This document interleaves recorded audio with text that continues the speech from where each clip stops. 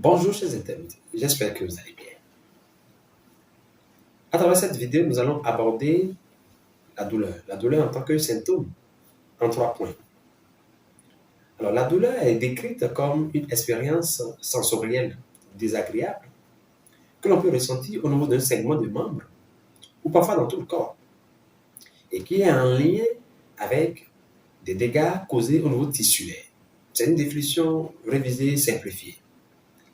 Quelques notions générales sur la douleur. La douleur est une expérience subjective. De sorte que lorsque quelqu'un vit une expérience douloureuse, cette personne est la seule à en cerner les contours, la seule à pouvoir parler de l'intensité de cette douleur. Et cette personne, justement, est la seule, n'est-ce pas, à pouvoir quantifier. De sorte que nous, en pratique médicale, clinique courante, nous avons que quelques échelles. En l'occurrence, l'échelle visuelle analogique qui nous permet, n'est-ce pas, de situer l'intensité de la douleur.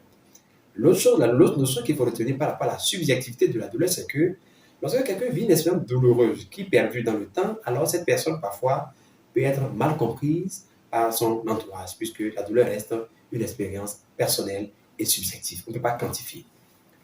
La douleur également est une expérience, n'est-ce pas, qui ne vous laisse pas indifférent. Lorsque vous êtes surpris à 2 heures du matin par une crise d'un syndrome douloureux abdominal aigu, vous êtes obligé, n'est-ce pas, dans les minutes qui suivent, de vous rendre dans l'hôpital, le centre le plus proche, pour des soins d'urgence, des soins de soulagement d'urgence. La douleur ne vous laisse pas indifférent. D'accord? Voilà. Ce qu'il faut retenir de façon simplifiée lorsque nous parlons de la douleur. Alors, les différents types de douleur, de façon simplifiée. La douleur, on peut distinguer simplement 3 types de douleurs. D'accord? Pour simplifier.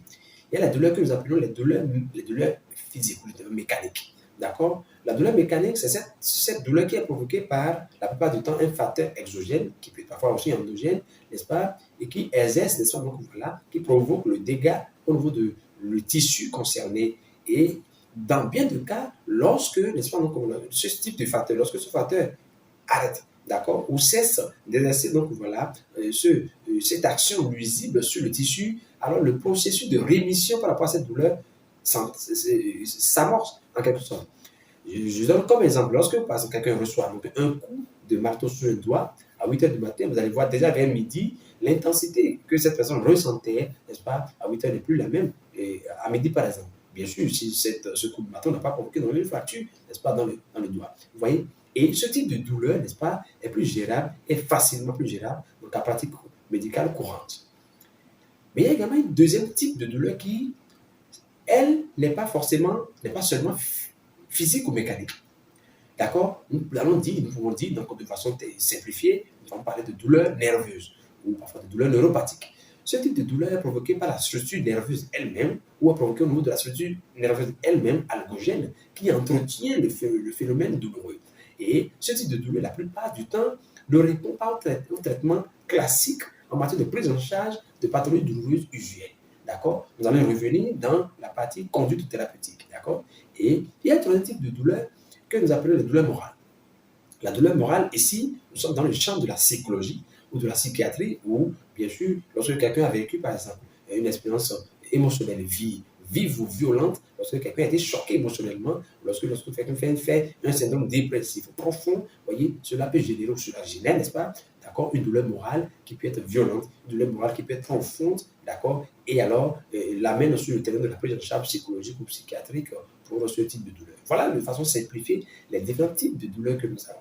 De sorte que lorsque nous portons maintenant par rapport à la thérapeutique, nous allons juste donner quelques éléments de compréhension. Lorsque nous parlons des douleurs physiques, vous allez comprendre alors que le choix par rapport à des molécules que nous utilisons par rapport à la prise en charge de ce type de douleur, d'accord, les choix sont bien connus. C'est des antalgiques anti-inflammatoires ou autres usuels que nous connaissons, que nous administrons, n'est-ce pas, de façon classique, dans des schémas et thérapies bien codifiés pour vaincre ce type de douleur. Mais lorsque nous parlons des douleurs neuropathiques, des douleurs nerveuses, vous voyez, alors ce type de douleur, n'est-ce pas, ne répond pas à ce schéma thérapeutique simplifié, codifié. D'accord? Parce que vous allez remarquer qu'en plus de ces médicaments usuels dont nous avons l'habitude, on appelle ça douleur usuelle, d'accord, on va faire recours à des molécules qui ont des tropismes nerveux. D'accord, on va choisir des médicaments qui, d'accord, doivent pouvoir agir sur la structure nerveuse elle-même. Et c'est ce qui fait d'accord, la difficulté de la prise en charge de ce type de douleur. C'est ce qui fait également la chronicité, la durée dans la prise en charge de ce type de douleur. Et c'est ce qui fait aussi l'incompréhension. Ce qui entretient l'incompréhension de ce type de douleur chez le patient parce qu'il se dit, je n'arrive pas à comprendre cette douleur que je ressens dans la cuisse, que je ressens dans le bras et qui est là, qui ne veut pas céder à tous les médicaments qu'on administre. Bien sûr, c'est la réponse à cette question.